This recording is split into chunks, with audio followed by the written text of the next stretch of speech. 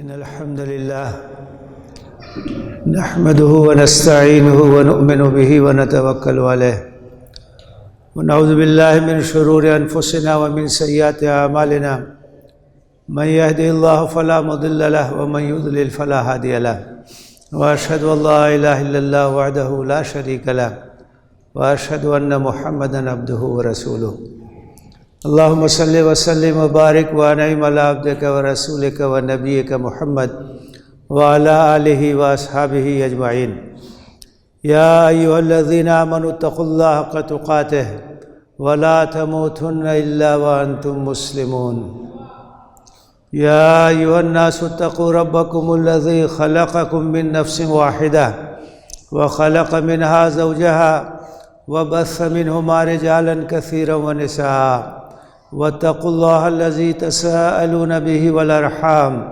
إن الله كان عليكم رقيبا يا أيها الذين آمنوا اتقوا الله وقولوا قولا سديدا يصلح لكم أعمالكم ويغفر لكم ذنوبكم ومن يطع الله ورسوله فقد فاز فوزا عظيما أما بعد فإن أصدق الحديث كتاب الله وخير الهدي هدي محمد صلى الله عليه وسلم وشر الأمور محدثاتها وكل محدثة بدعة وكل بدعة ضلالة وكل ضلالة في النار أعوذ بالله من الشيطان الرجيم بسم الله الرحمن الرحيم وعلى الثلاثة الذين خلفوا حتى إذا ضاقت عليهم الأرض بما رحبت وضاقت عليهم أنفسهم وظنوا أن لا ملجأ من الله إلا إليه ثم تاب عليهم ليتوبوا إن الله هو التواب الرحيم۔ محترم حاضرین،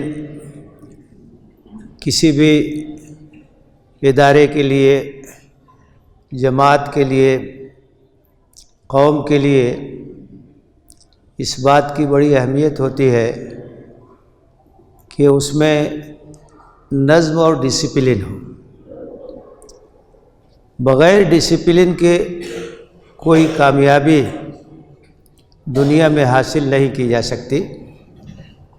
جماعت اور اجتماعیت کے لیے اس کی حیثیت غیر معمولی ہوتی۔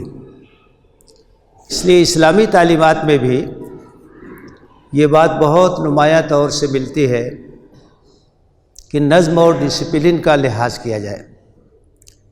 انسان عام طور سے آزادی چاہتا ہے، پابندیاں ناگوار گزرتی ہیں۔ جب کسی نظم اور ضبط کا پابند کیا جاتا ہے تو پریشانی ہوتی ہے، حالانکہ قومی زندگی میں اس کی بڑی اہمیت ہے۔ کوئی قوم اگر منظم نہ ہو تو کوئی کامیابی نہیں حاصل کر سکتی۔ چھوٹے سے چھوٹا گھر کا اپنا ایک ادارہ، خاندان کا اپنا ایک ادارہ، وہاں بھی اگر نظم و ضبط نہ ہو، ڈسپلن نہ ہو تو پریشانیاں ہوتی۔ اس لیے نظم اور ضبط کا خیال کرنا چاہیے، اور جو پابندیاں ہیں خوش دلی کے ساتھ ان کو قبول کرنا چاہیے تاکہ کامیابی کے راستے پر ہم گامزن ہو سکیں۔ سیرت نبوی میں اس سلسلے میں ایک واقعہ بڑی اہمیت کا حامل ہے، اور اس سے اندازہ ہوتا ہے کہ اللہ کے رسول صلی اللہ علیہ وسلم نے صحابہ کرام رضوان اللہ تعالی علیہم اجمعین کے اندر کس اعلیٰ درجے کا نظم اور ضبط پیدا کیا تھا، اور کس طریقے سے وہ لوگ انتہائی ڈسپلن میں رہتے تھے۔ اسی لیے بڑی بڑی کامیابیاں انہوں نے حاصل کی۔ غزوہ تبوک کے سلسلے میں قرآن مجید نے سورہ توبہ میں تفصیل سے تبصرہ کیا ہے، اور بہت سے پہلوؤں کو جن میں سبق ہے، نصیحت ہے، ان کو اجاگر کیا ہے۔ تو اس میں ایک واقعہ یہ بھی ہے کہ نبی صلی اللہ علیہ وسلم کا معمول تھا کہ جب کسی غزوے سے واپس آتے تھے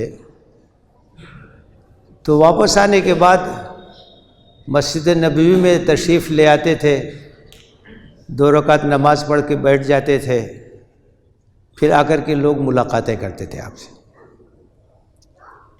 جو لوگ نہیں شریک ہو سکے اس مہم میں، ان کے پاس اگر کوئی عذر ہے تو وہ اپنا عذر آ کر کے بیان کرتے تھے۔ نبی صلی اللہ علیہ وسلم ان کے ظاہر کو قبول کرتے تھے۔ غزوہ تبوک جب پیش آیا تو انتہائی سخت حالات تھے، گرمی کا شدید موسم تھا اور دور دراز کا سفر تھا، تو اس میں آپ نے بہت صراحت کے ساتھ بتایا کہ تبوک کا قصد ہے اور وہاں چلنا ہے، رومیوں سے مقابلہ ہے۔ اس سے پہلے عام طور سے اشارے اور کنائے میں تیاری ہوتی تھی، یہ اندازہ نہیں ہوتا تھا کہ کہاں جانا ہے، لیکن اس بار بہت واضح طور سے آپ نے بتایا کہ تبوک کا سفر درپیش ہے اور سب لوگوں کو اس میں شرکت کرنی ہے، اور انفاق پر آپ نے ابھارا، لوگوں نے بڑھ چڑھ کر کے انفاق بھی کیا۔ تو اس غزوے میں جو لوگ نہیں شریک ہوئے تو 3 طرح کے لوگ تھے۔ ایک تو منافقین تھے، کمزور قسم کے لوگ، وہ جان بوجھ کے نہیں شریک ہوئے۔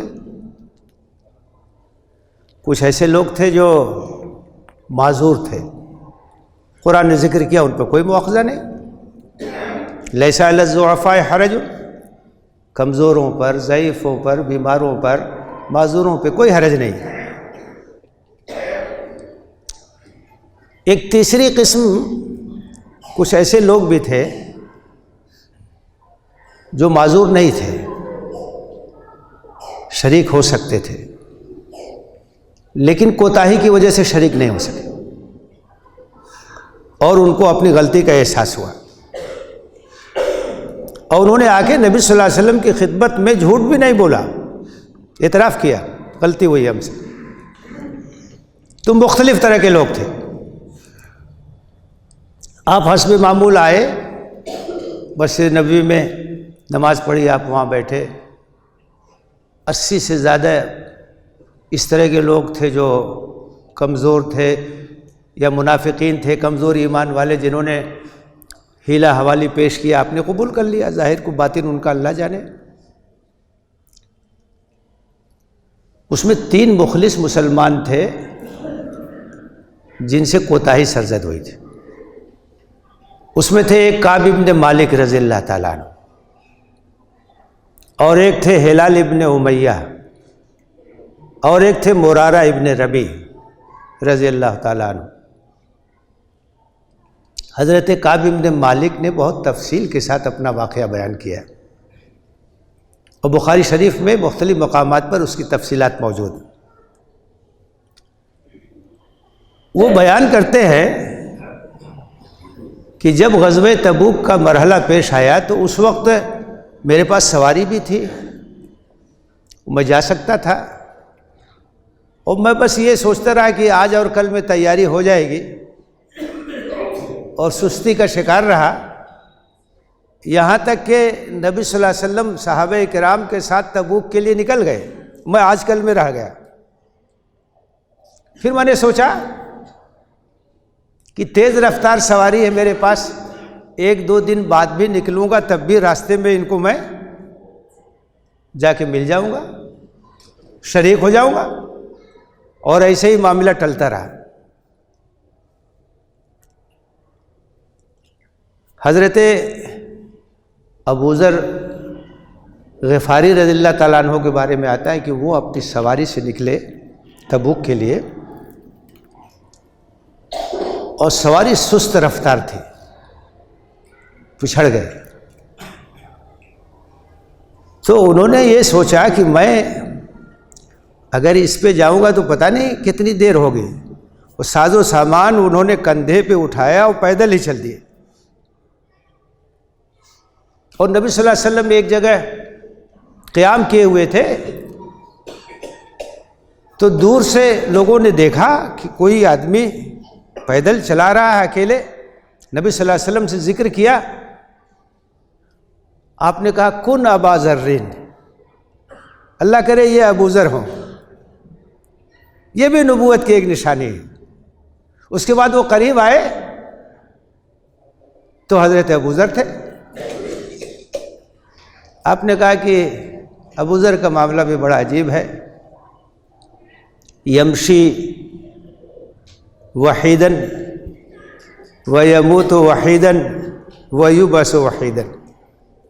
دیکھیے تنہا چلتے ہوئے آئے ہیں، موت آئے گی اکیلے ہوں گے، منفرد حیثیت سے اٹھائے جائیں گے.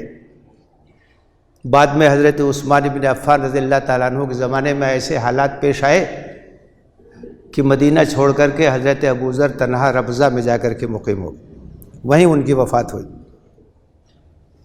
اللہ کے رسول صلی اللہ علیہ وسلم نے جو پیشین گوئی تھی کی تھی وہ بالکل پوری ثابت ہوئی. تو کچھ لوگ بعد میں بھی پہنچتے رہے. تبوک آپ پہنچ گئے، وہاں آپ نے 20 دن قیام کیا. آپ کی مجلس میں ذکر آیا، آپ نے پوچھا کہ کعب بن مالک کہاں رہ گئے؟ تو کسی نے کہا کہ وہ سستی اور کاہلی کا شکار ہوئے. ایک صحابی تھے، انہوں نے کہا نہیں، نیک انسان ہیں، ان کا ذکر خیر ہی کرنا چاہیے.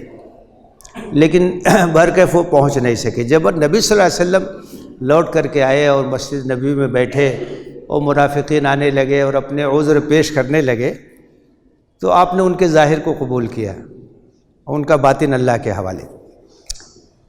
کعب بن مالک گئے ہیں، انہوں نے کہا کہ میں نے اپنے دل میں یہ سوچا کہ میں اگر جھوٹ بولوں تو اللہ کے رسول میرا عذر قبول کر سکتے ہیں، لیکن کل اللہ تعالیٰ مجھے رسوا کر دے گا. حقیقت اللہ کے رسول پر واضح ہو جائے گی. گئے نبی صلی اللہ علیہ وسلم، دیکھے، مسکرائے، پوچھا کیا چیز مانے ہو گئی تھی، کیوں نہیں شریک ہوئے؟ حضرت کعب نے کہا کہ اللہ کے رسول میں اگر کسی اور کے سامنے ہوتا، اس طرح کا مرحلہ ہوتا تو کوئی بہانہ بنا سکتا تھا میں، لیکن آج آپ کے سامنے اگر کوئی بہانہ بناؤں گا کل اللہ مجھے رسوا کر دے گا.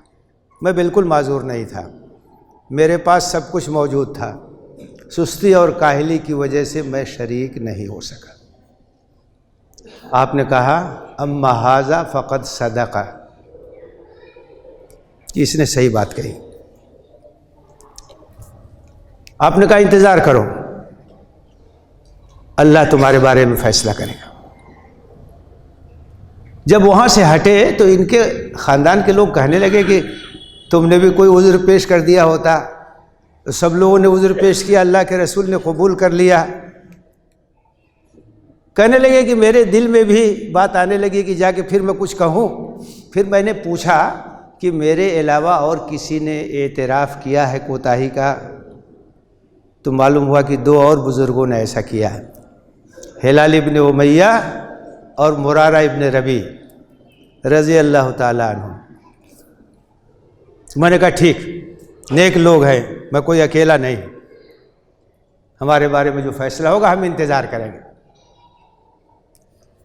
اللہ کے رسول صلی اللہ علیہ وسلم نے اعلان کرا دیا کہ ان کا سماجی بائیکاٹ کیا جائے، دعا سلام بند. 3 آدمیوں کے سلسلے میں اعلان ہو گیا کہ ان کا سماجی طور سے بائیکاٹ کر دیا جائے، یہاں تک کہ اللہ تعالیٰ کی جانب سے کوئی فیصلہ آ جائے. حضرت کعب کہتے ہیں کہ ہمارے اور جو 2 بزرگ تھے وہ معمر تھے، وہ اپنے گھروں میں بیٹھ گئے، روتے رہے. لیکن میں نوجوان تھا تو میں جاتا تھا، بازار میں بھی جاتا تھا، مسجد میں بھی جاتا تھا، لوگوں کو سلام کرتا تھا، کوئی جواب نہیں دیتا تھا.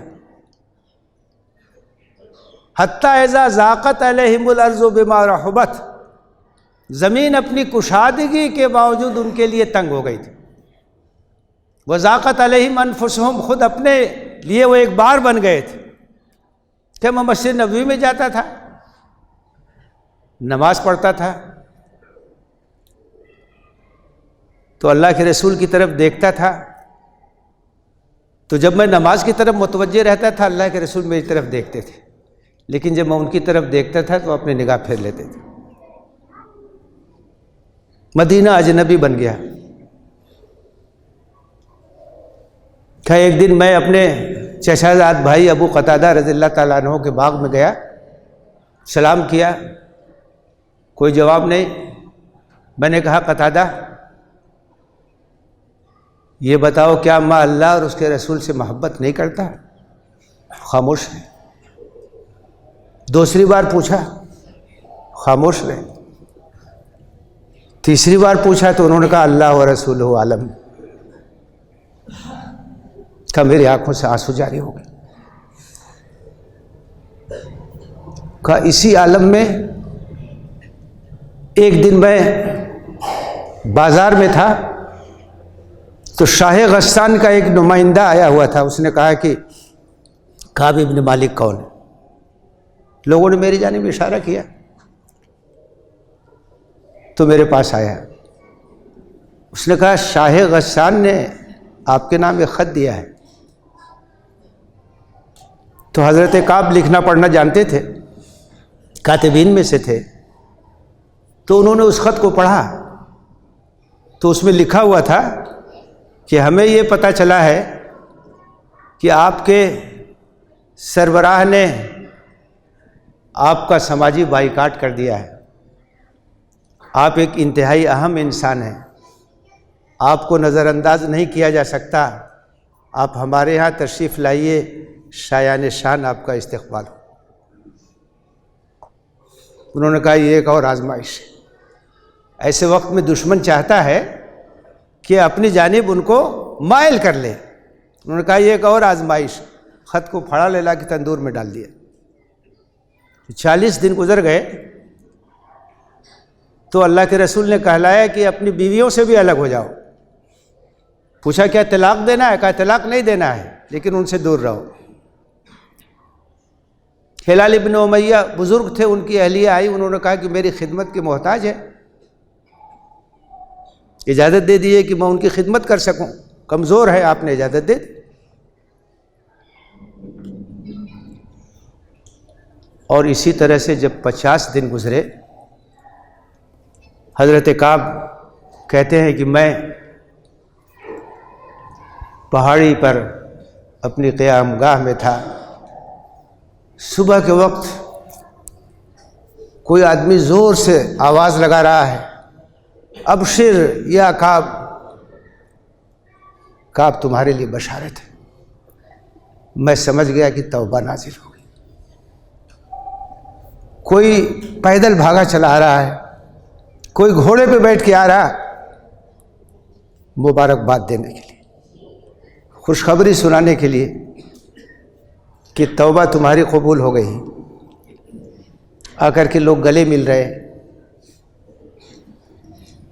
حضرت کعب بھاگتے ہوئے مسجد نبوی پہنچے۔ نبی صلی اللہ علیہ وسلم کا چہرہ بالکل کھلا ہوا تھا۔ آپ نے ان کا استقبال کیا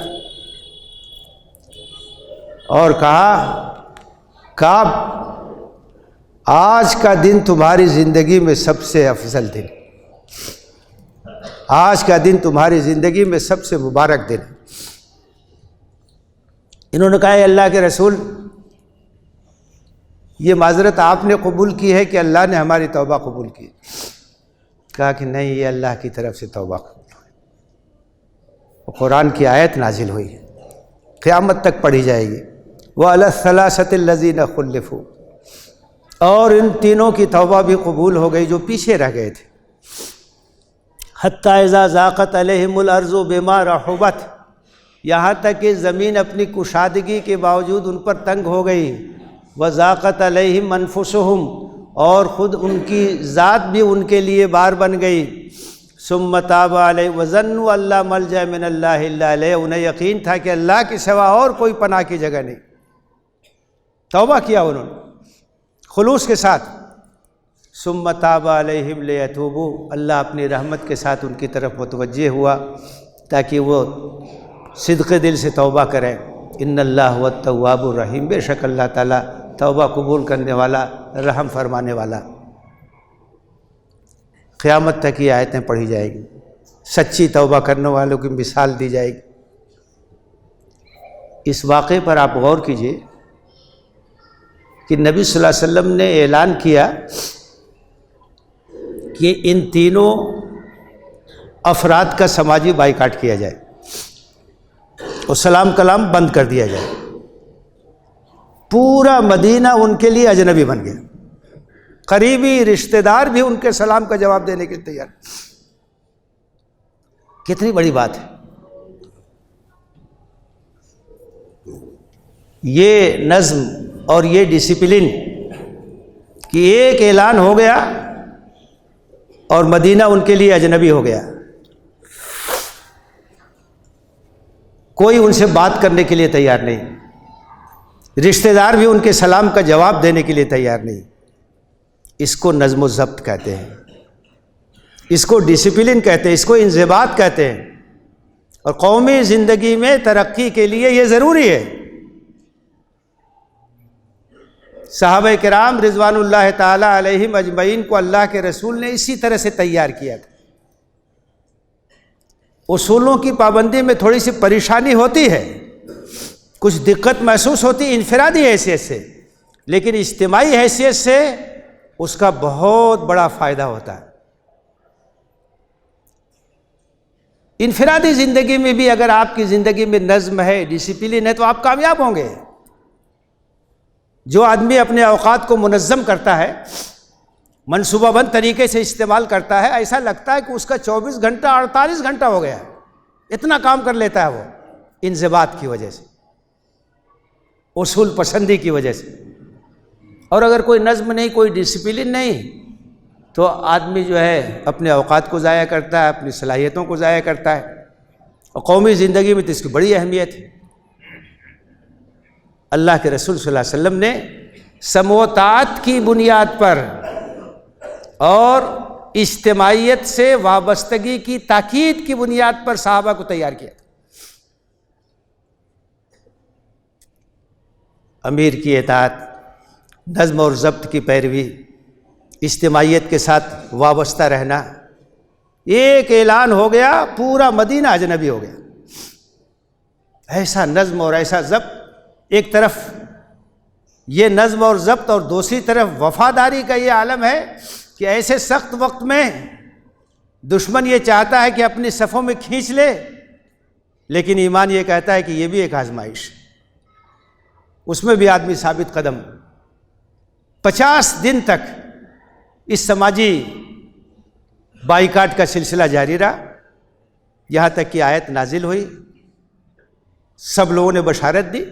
یہاں ظاہر ہے کہ دل سے سب لوگ چاہتے تھے، لیکن نظم کا ایک تقاضا تھا، اجتماعیت کا ایک تقاضا تھا۔ اللہ کے رسول بھی محبت بھری نگاہوں سے دیکھتے تھے، آپ بھی انتظار میں تھے کہ اللہ کی طرف سے کب ان کی توبہ کی قبولیت کی نوید آتی ہے، اس کی بشارت آتی ہے۔ اور جب آیت نازل ہوئی تو سب سے زیادہ خوشی اللہ کے رسول کو ہوئی، انہوں نے استقبال کیا، ان کا چہرہ کھل گیا۔ تو ایک طرف یہ پوری جماعت کی طرف سے نظم اور ضبط کی پابندی، دوسری طرف جو محبت اور جو اپنائیت، اور تیسری طرف جو وفاداری اور وابستگی اور اپنے قائد کے لیے محبت، یہ سب چیزیں انتہائی مثالی ہیں۔ سیرت میں جو اس طرح کے واقعات ہیں ان سے سبق حاصل کرنے کی ضرورت ہے، نصیحت حاصل کرنے کی ضرورت ہے۔ اسی انداز سے سیرت کو پڑھنے کی ضرورت ہے کہ ہمارے لیے کیا سبق ہے، ہمارے لیے کیا پیغام ہے۔ لقد کان لکم فی رسول اللہ اسوۃ حسنہ، تمہارے لیے رسول خدا کی زندگی میں بہترین نمونہ ہے، بہترین اسوہ ہے، برابر اس سے فائدہ اٹھانے کی ضرورت ہے۔ اللہ تعالی ہمیں اس کی توفیق دے، آمین۔ وآخر دعوانا ان الحمد للہ رب العالمین۔